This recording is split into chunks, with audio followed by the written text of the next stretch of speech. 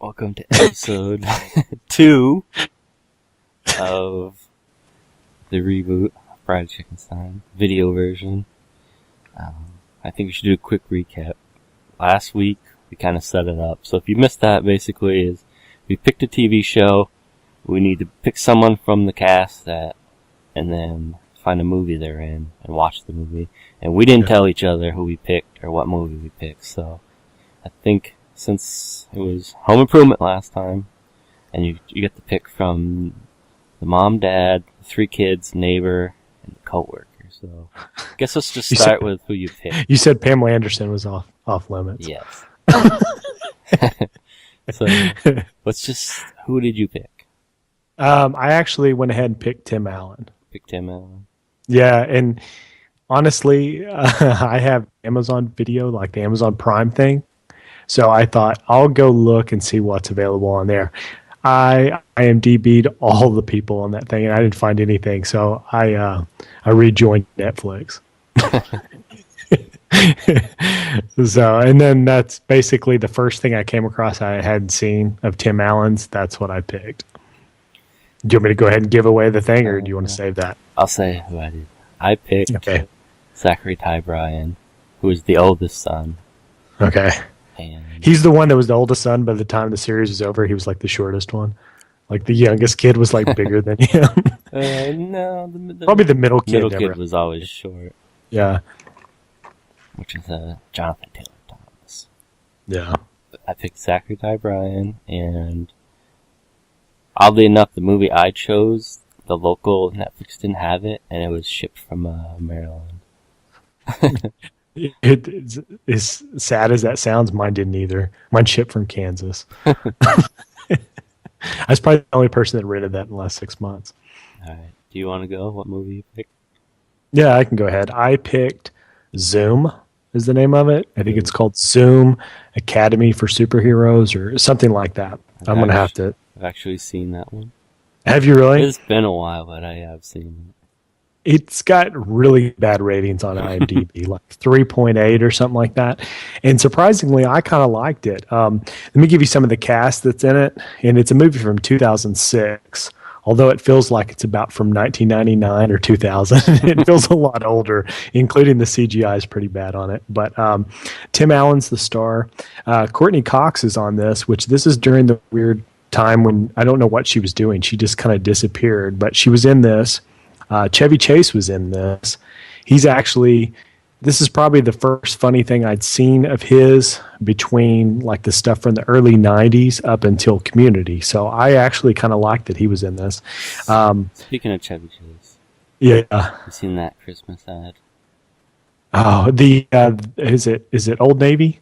Yeah. Something talking about that commercial where they've got him and they've got I can't even think of her name, the one that played the wife. Yeah. She's actually in it, and then they actually got Juliette Lewis to come in as the daughter because she was the daughter of Christmas Vacation, but they couldn't get the son because he's doing Big Bang Theory now, so he's probably too. Yeah, he's got Big Bang money. He's too big for Old Navy. Kind of made me want to cry. Yeah, it was a little weird because it's like it made it seem like everybody that was in that commercial is like maybe they're like one paycheck away from being homeless or something. I don't know. It's like I felt really bad for them. But I was going to say the surprising people I saw in this that were really good is Rip Torn was in this, of course, but Kate Mara is in this. And she has been like really big recently. Just recently, she's done a whole ton of stuff. And she was in like 127 Hours, Iron Man 2. She did Shooter. I was looking at all the stuff she's done. And she was actually on the first season of American Horror Story or whatever it is.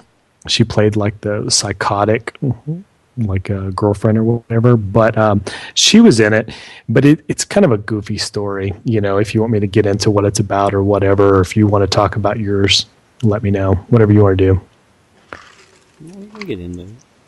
I won't say much. I'll just say that it's definitely like a kid's, like a family kind of movie.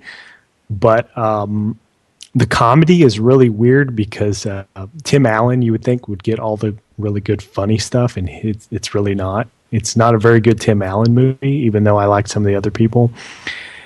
Probably the funniest things for me was when they were introducing the superheroes, because the whole story's about, Zoom.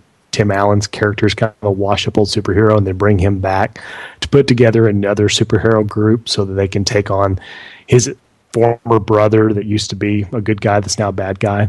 And they start auditioning all these little kids, because the superhero group is kind of like little kids up to teenagers for some reason. I don't know why.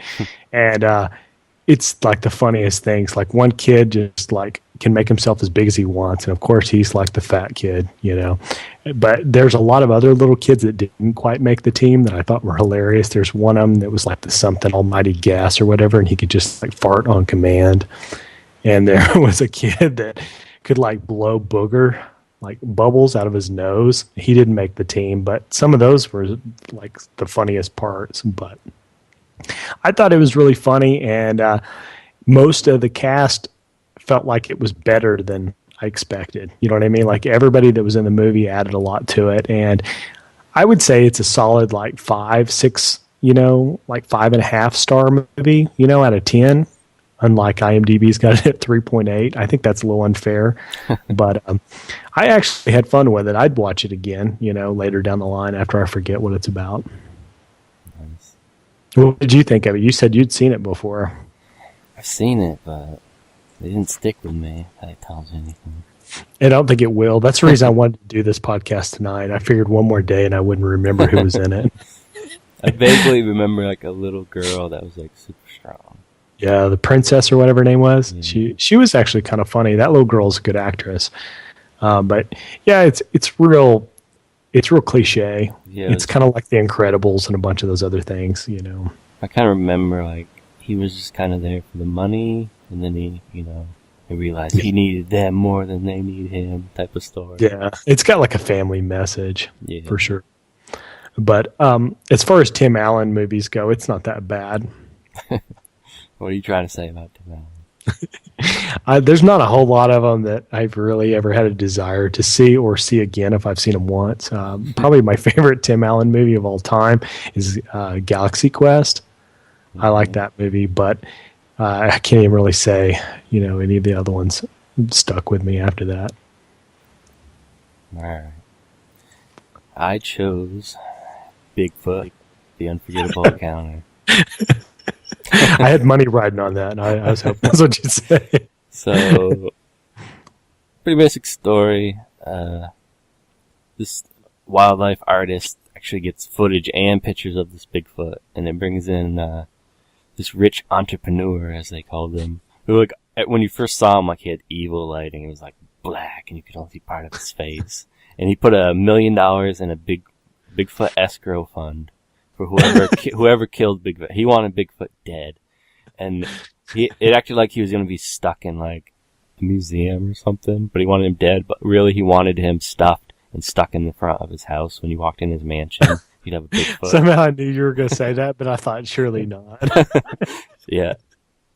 Because he was weird, like he really wanted Bigfoot. He was like, someone's like, when he was talking about it, someone just laughed, like, Bigfoot's not real, and he got up his face. He's like, oh, you're gonna say, where are the bones? They buried their dead. Like he was like a Bigfoot expert, but he just wants him dead in his house because no one else has a Bigfoot. And then then there's which is weird because in his house you see like no stuffed animals anywhere that I recognize.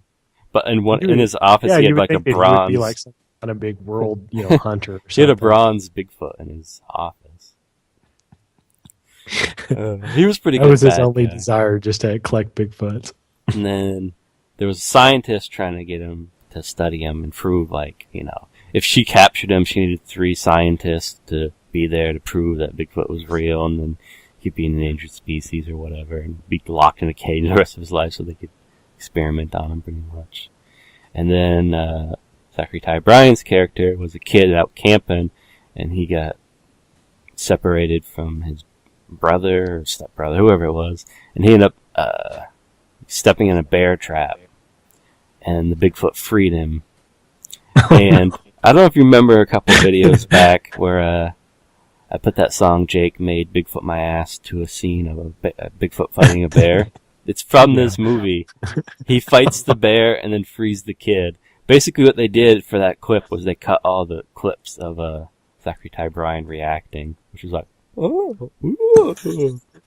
And he was really bad in it. Like you would think like something like that, you know, you would kind of think it would be bad just because it's kind of a low budget movie, but you would think he's the star. You know what I mean? He would be the one thing that shined in that movie, but no. It was so 90s. Like, he drops his sunglasses and Bigfoot looks at him, so he tells him he can wear them, and then he's like, you look cool, and then he gets him back, and he's like, hope you didn't stretch him out with your big head. And he just kept saying mean things to him.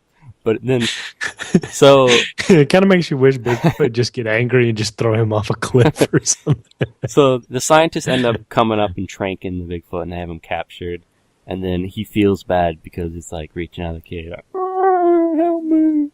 He didn't talk though, but you know, and then he starts crying because he realized, you know, Bigfoot helped him and he can't help Bigfoot. So him and his brother end up breaking him out, and then she freaks out, and then the guy puts $2 million on Bigfoot's head. They're gonna double down. So then the scientists decide they need to go find him, trank him, get him again. That way they can protect him, prove that he exists, you know, protection on him. And then she decides, he's on top of this cliff, let's climb up it. And it's a ridiculously long sequence, because that was supposed to be the fast way up. And then at one point she slips and she's hanging on and Bigfoot pulls her up. And then she still tranks him, and he kind of looks back like, what are you doing? And then she realizes after tranking him that it's not right. He needs to be free, not locked in a cage. Yeah. Experiments on him. But that's after she tranked him, not let him in leave. And then there's a whole chase scene at the end where they're trying to transport him to a wildlife sanctuary where there's no hunting, no trespassing or whatever. And the rich guy's chasing him down. He's like, you shoot him! Like, there's people in the back. They're like, I don't care. And he ends up trying to shoot Bigfoot in like the wildlife place. And then like the kid dives and like shuts a metal door that's fucking paper thin metal, but it stops the bullet from hitting Bigfoot. It's bulletproof somehow. Yeah, and then they, arrest the guy for trespassing and shooting in a wildlife sanctuary. And then he's like, you know who I am, I'll own you. He's like, I got $2 million. Which is just weird. Well, towards the end he upped it, $1 million for everyone involved. Oh gosh. And then even like the rednecks become like, you can't shoot in here, it's a wildlife refugee. You'll go to jail. Like, what? The rednecks were the best. They were coming out in like truckloads of people, and I'm like, oh, they're gonna start cheering Jake, and they're driving a truck, and they're like, woo, woo. Were they drinking and driving? Yeah, and shooting their guns out the window. And then they're like, there he is! And there's like 6 of them, and they just all start unloading like automatics and pistols and everything. They go up there, just a stump. The rednecks were the best part. That's awesome. What's sad is anybody that watches this video will be like, they'll be like, that Bigfoot movie's so much better than Zoom. So some other people in it, Clint Howard, and the dad, I think it's the dad, Rance Howard? Golly, I don't even know. I think that's their dad. How old is he? He's pretty old. This is like 94, I think. There's also the person I kept trying to figure out who it was. His name was Matt McCoy, and I'm like, where have I seen him? I thought he was in a Revenge of the Nerds, like a later one, but no, he's in Abominable. He's the guy in the wheelchair. Then looking at his list, that's all he does is he just does Bigfoot movies. He also was in Little Bigfoot, which is another children's Bigfoot movie. I'm like, oh my god. He's got a Bigfoot fetish like you. And then there was a African American gentleman with a mustache that looked quite familiar, and he's been in pretty much. He does a lot of voice work, but he's been in pretty much every television show ever, at least once. I'm sure he's been on Law and Order. Everybody's been on Law and Order once. CSI. It's weird how they listed the cast. I guess it's alphabetical order the way they did it. But usually they do it like the top stars down, but no, it's like JoJo Adams, which was the other brother, is at the top. But like Zachary Ty Bryan was the main kid. Like he's the one that got saved by Bigfoot and everything. Was he like the star though of that? He was I would say the main star. Yeah. Like if you got the DVD, has it got his picture on the cover with Bigfoot? Yeah, he's riding on his shoulders, if I remember right. Is that where you got the idea for your T-shirt? Actually, Is that where no. that came from? Not at all. But that scene was pretty funny because he's on Bigfoot's shoulders, and then a helicopter comes and like, get closer, and he's like, nah, and just throws the kid and starts running away. And then they trank him, and he's like, no, and he's crying. Like, leave him alone, you boys. He was like really mean to him when he first met him. He was like, you're kind of ugly for being so famous, and you stink. That was hilarious. And then he like teaches him to shake his hand, like, thanks for saving me. He shakes his hand, and then later at the end he shakes Bigfoot's hand before he walks out into the wilderness. It's like Bigfoot just understands English. The first time they meet him, like he just whatever you tell him, he just understands. No, he keeps saying like, you don't understand a word I'm saying, do you? You know, like every time he turns around, Bigfoot just like flips him off. I don't know if you ever saw that robot chicken where like, I think it was supposed to be like Harry and the Hendersons, and they free him and he walks over the tree line and starts masturbating. And they go to turn away and he's like, and makes them watch. And then they're like, and start crying. I thought that was going to happen in the end. That one. I thought for sure that's what was going to happen because he's starting to walk in the woods and he turns around and he has like a creepy looking face. So I'm like, is he going to start masturbating? You watch. But it didn't happen. Oh, funny. So what do you want to do? You want to kind of set up what we're going to do next time? Yep, Did you we're gonna randomize something or we're gonna pick something out of the hat? randomize shows from TGIF. We won't even tell them everything that's in the hat. We'll just assume that they kind of have the idea. Maybe we'll surprise them with a show that they forgot about. These were shows that we watched pretty much. So we did leave quite a bit out, especially We left out all the ones where I was old enough to know them, and Owen was like, "Damn, you're old." or like once it hit 2000, I didn't watch. I kind of got a story about TGIF. It was I got a TV, and this old TV, like freaking wood grain stickers around the side type TV, had the knobs on it, and I got it for Christmas one year. It was used, but new to me, so I could have my Nintendo in my room, and it only got Channel 3 and 22, which is ABC and CBS. I forget. I think CBS is Channel 3 in our local area.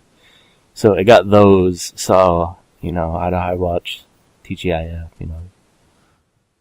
That's my story. You're like, "That's it. I don't have anything." I thought it was cool to have a TV back then, Yeah. You sound like you had a TV about like I did when I was a kid. I always had like a hand-me-down TV, and I had one that was like that. It had like wood on the side of it, like wood grain, but it was like not even really wood grain. It was like a plastic thing that was like glued onto the outside. It was old school where it had the screws on the back, so you had to have that splitter that would screw into it, and then you could plug your Nintendo into it. But I thought it was the coolest thing because it was color. Before I just had this little one that was black and white that I borrowed from my grandmother. It was like portable.